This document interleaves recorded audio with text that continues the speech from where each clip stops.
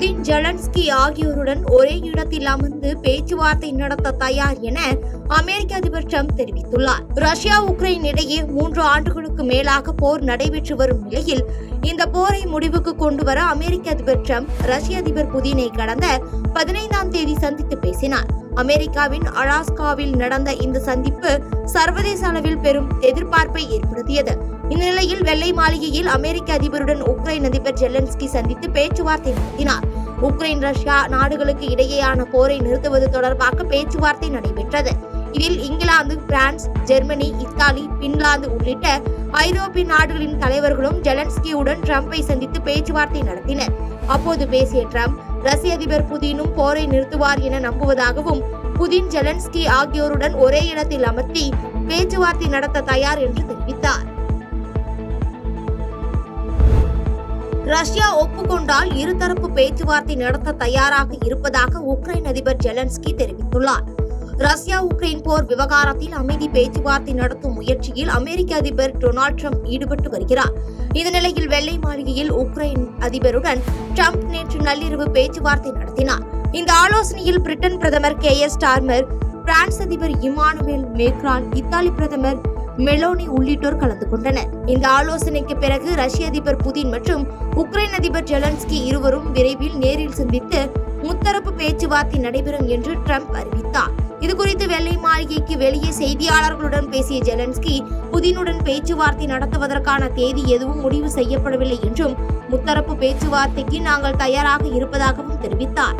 மேலும் அமைதிக்கான பாதைக்கு உக்ரைன் எப்போதும் தடங்கலாக இருக்காது என்றும், தலைவர்கள் மத்தியிலான அனைத்து பேச்சுவார்த்தைக்கும் தயாராக இருக்கிறோம் என தெரிவித்தார். சர்வதேச விண்வெளி நிலையத்துக்கு பயணம் மேற்கொண்ட இந்திய விண்வெளி வீரர் சுபான்சு சுக்லா பிரதமர் நரேந்திர மோடியை சந்தித்து கலந்துரையாடினார். இஸ்ரோ விண்வெளி வீரர் ஜாக்கெட்டை அணிந்திருந்த சுக்லாவை பிரதமர் மோடி அன்புடன் ஆரத்தழுவி வரவேற்றார். இந்த சந்திப்பின் போது சுக்லா தனது ஆக்சிஜன் 4 திட்ட முத்திரையின் மாதிரி மற்றும் சர்வதேச விண்வெளி நிலையத்துக்கு கொண்டு சென்ற தேசிய கொடியை பிரதமருக்கு பரிசீலித்தார். சர்வதேச விண்வெளி நிலையத்தில் இருந்து எடுத்து சில பிரத்யேக புகைப்படங்களையும் பிரதமர் மோடியுடன் சுக்லா பகிர்ந்து கொண்டார். பின்னர் சந்திப்பை தொடர்ந்து எக்ஸ் பக்கத்தில் பதிவிட்ட பிரதமர் மோடி, விண்வெளி வீரர் சுபான்சு சுக்லாவுடன் அருமையான உரையாடல் நடைபெற்றதாகவும், அவரது விண்வெளி பயண அனுபவங்கள், அறிவியல் மற்றும் தொழில்நுட்ப வளர்ச்சி, இந்தியாவின் கனவு திட்டமான ககன்யான் உள்ளிட்ட பல்வேறு விஷயங்கள் குறித்து பேசியதாகவும் பதிவிட்டார். மகாராஷ்டிர மாநிலம் மும்பை நகரில் கடந்த 3 நாட்களாக தொடர்ந்து பெய்து வரும் பலத்த மழையால் மக்களின் இயல்பு வாழ்க்கை முற்றிலும் பாதிக்கப்பட்டுள்ளது. மகாராஷ்டிர மாநிலம் மும்பை, தானே, ராய்கட் ஆகிய மாவட்டங்களுக்கு இந்திய வானிலை மையம் சிவப்பு எச்சரிக்கை விடுத்துள்ளது. அந்த வகையில் மும்பையில் நேற்று காலை முதல் பெய்து வரும் பலத்த மழையால் நகரின் முக்கிய சாலைகளில் வெள்ளம் பெருக்கெடுத்து ஓடியது.